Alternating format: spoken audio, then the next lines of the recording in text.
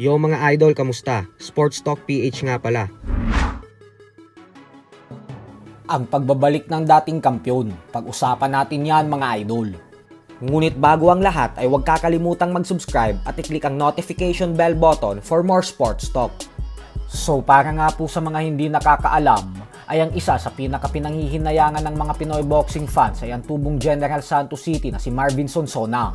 Ito po ay dahil napakatibay talaga nitong boksingero at punong-puno ng talento at potensyal.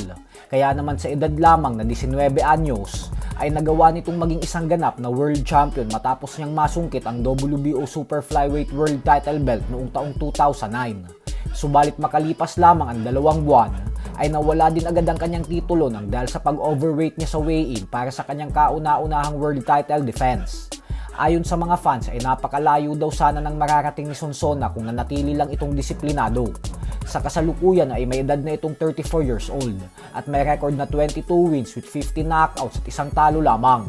At base nga po sa ating source ay magbabalik si Marvin Sonsona sa ibabaw ng lona ngayong taon kung saan gaganapin ang laban nito sa Miami, Florida sa Amerika sa August 23. Ito po ang magsisilbing kauna-unahang laban ni Sonsona sa nakalipas na 3 taon at ang pangatlong laban niya sa loob ng 10 taon, kaya hindi na talaga siya aktibo sa pagboboxing. Pero ang pinagtataka naman po ng mga fans ay bakit daw ba tila naunahan pa ni Sonsona lumaban ang former 3 Division World Champion angas ng Pinas, General Casimero.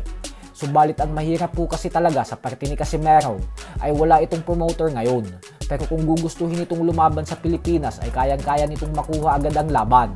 Ang tanging usapin na lang dyan ay kung papayag ba ito sa offer ng promoter sa Pilipinas. Kasi di hamak na mas maliit ang bayad sa kanya pag dito siya lumaban kumpara sa ibang bansa.